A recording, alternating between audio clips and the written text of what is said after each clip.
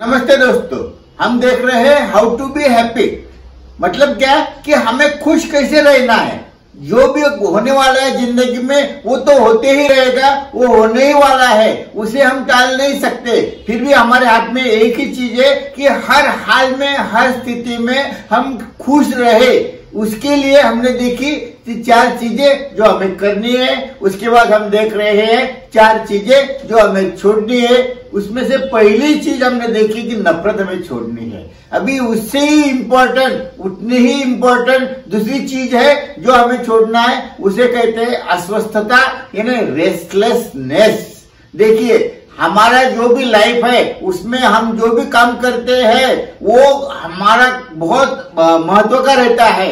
लेकिन अगर हमारे लाइफ में हम कभी भी रेस्टलेस हो गए तो उस समय हम कुछ भी नहीं कर सकते हैं। उल्टा हम चिड़चिड़ापन होता है, हम नर्वस हो जाते हैं और हमारे दिल को चोट पहुंचती है और उससे हमारा दिल भी खराब होता है, मन भी खराब होता है और हम आजू बाजू का वातावरण भी खराब करते हैं। इसलिए मैं तो सीधा कहूंगा कि अगर अपने जिंदगी में आप 3 साल तक रेस्टलेस रहे, 3 साल तक यानी एकदम कंटिन्यू 3 साल तक नहीं, कभी 2 घंटे, कभी 4 घंटे, कभी 2 दिन, कभी 3, इसकी टोटल अगर 3 साल आपने लगाए तो 3 साल की जिंदगी आपकी बर्बाद हो गई।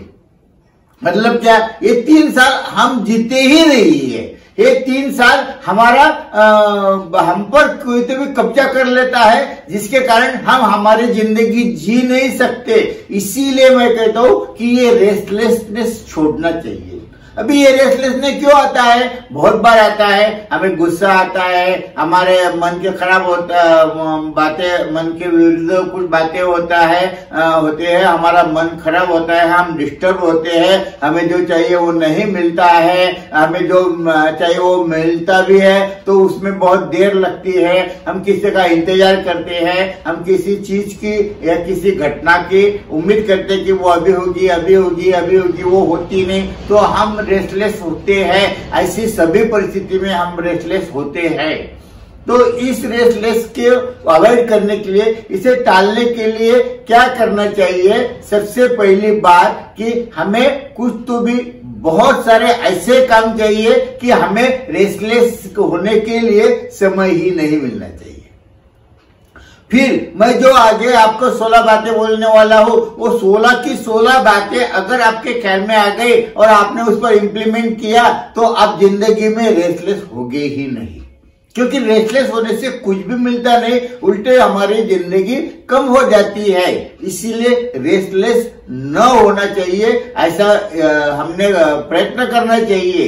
ये रेस्टलेस क्यों होता है कि हमारे दिल की सोच जो है वो निगेटिव हो जाती है। वो नेगेटिव सोच होने के कारण हम रेस्टलेस हो जाते हैं। हम दूसरे के तरफ देखकर बोलते हैं कि इसने ये नहीं किया, इसने ये किया, इसने ये करना चाहिए, इसने ये किया। हमने खुद की तरफ देखना है और हमारा एक उच्च कोटि का उद्देश्य चाहिए, उद्दिष्ट चाहिए, ध्येय चाहिए, टारगेट चाहिए, जिसके कारण हम बिजी रह सकेंगे। और सब कुछ हमने जो रिजल्ट जो है, हम रिजल्ट के कारण भी बहुत बार रेस्टलेस होते हैं, अस्वस्थ होते हैं। जो रिजल्ट है वो हमारे हाथ में नहीं। हमारे हाथ में क्या है कि हमारे हाथ में जो कर्म हमने करने का निश्चित किया है वही करना है। और इसीलिए मैं कहता हूं कि रिजल्ट की यानी परिणाम की चिंता नहीं करना। गीता में भी भगवान कृष्ण ने यही कहा है कि तू कर्म करते जा, कर फल की चिंता मत कर। इतना सिंपल उन्होंने कहा है और वही हमें ख्याल में रखना है और कभी भी रेस्टलेस नहीं होने का है। रेस्टलेस न होने के लिए आपके हॉबी आपको आपका अच्छा साथ देंगे। आपके हॉबी में अगर आप बिजी रहे, कोई भी हॉबी हो सकती है। देखिए, भगवान की आराधना भी एक हॉबी है, मैं अगर गलत नहीं हो तो लोगों को गलत आदतें रहती, वो भी हॉबी ही है। मैं नहीं कहता कि वो अच्छी बात है, लेकिन अगर वो गलत आदत वाला आदमी उस आदत में कभी बिजी हो गया तो वो रेस्टलेस नहीं होता। इससे हम सीख सकते हैं कि वो गलत आदत में जब बिजी हो सकता है तो हम अच्छी आदत में क्यों नहीं बिजी हो सकते। देखिए, संगीत भी सुन सकते हैं, खेल भी सकते हैं, खेल नहीं सकते तो खेल देख सकते हैं। संगीत हम प्ले नहीं कर सकते तो सुन सकते हैं, हम व्याख्यान नहीं दे सकते तो व्याख्यान देख सकते, सुन सकते हैं। ऐसी बहुत सारी अच्छी अच्छी बातें भगवान ने या इंसानों ने भी बनाई है, जिसमें हम मन लगाकर हमारे मन को रेस्टलेस होने से बचा सकते हैं।